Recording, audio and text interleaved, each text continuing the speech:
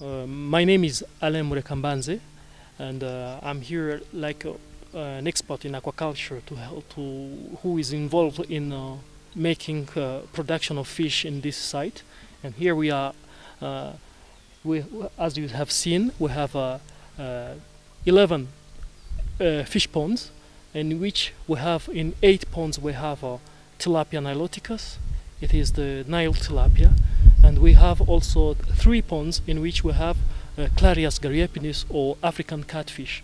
Those fish are here and we are raising them, and as you see here we are making what we call a hapa, in which we are going to reproduce Tilapia niloticus so that we have enough fingerlings to put in all these ponds, and also to give to those who will like to have fingerlings, good quality, because we will know their parents, and we will have one species which is Nile tilapia.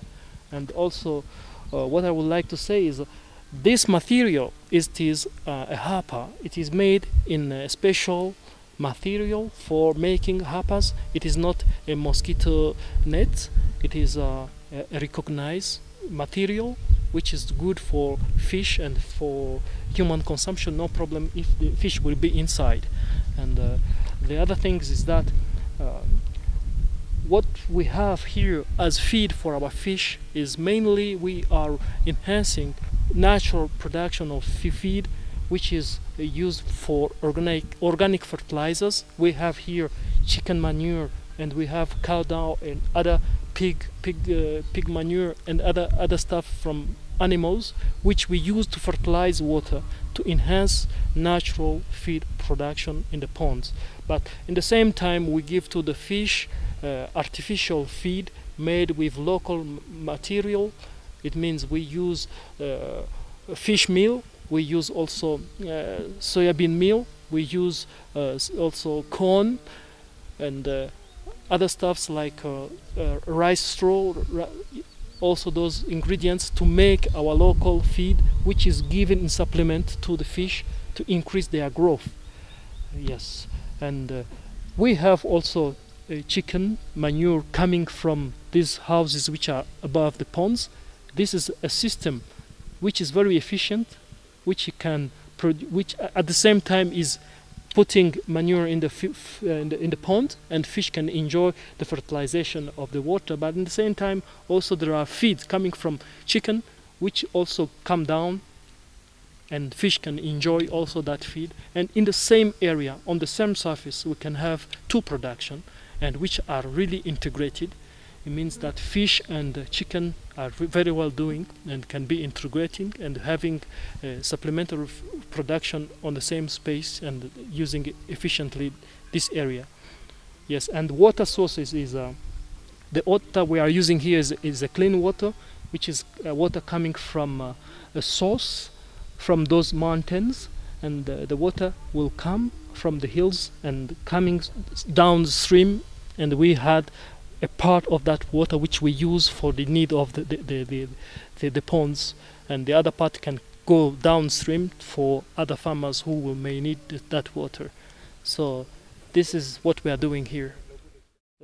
Environmental consequences, I mean, using what maybe you should share if we have some threats coming from around the ponds. It's sometimes it's very minimum. We had sometimes frog which can come in the ponds. Of course, we try to reduce those small animals which can come in the ponds, like frogs or snakes, by cleaning the site, not having bushes around the site.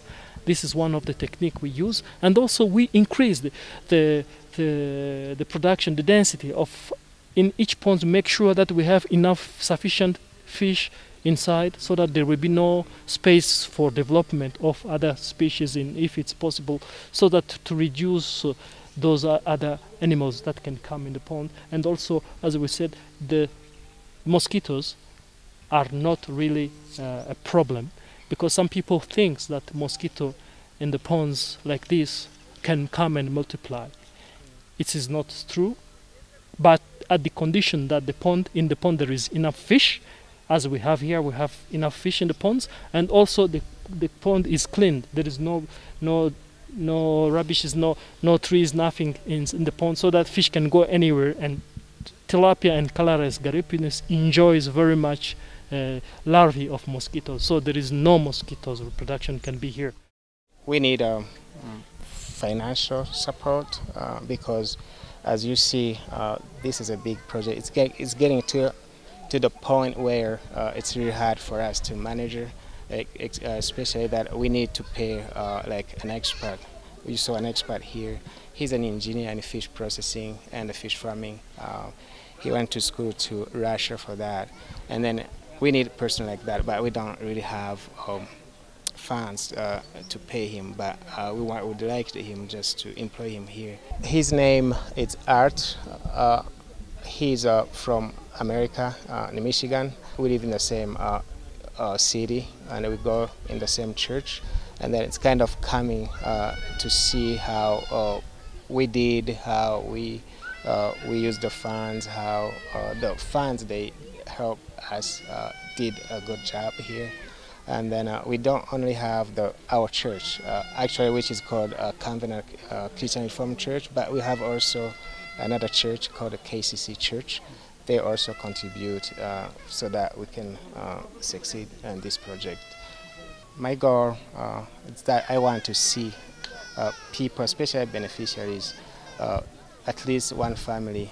Each family has like a family pond. Each family has a pig.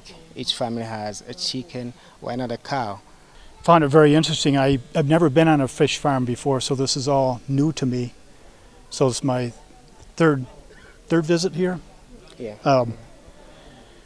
And I'm finding it very interesting. And I'm kind of asking a question, well, how they do fish farming in the U.S., but it's quite different, I think, from the way it's done at this project.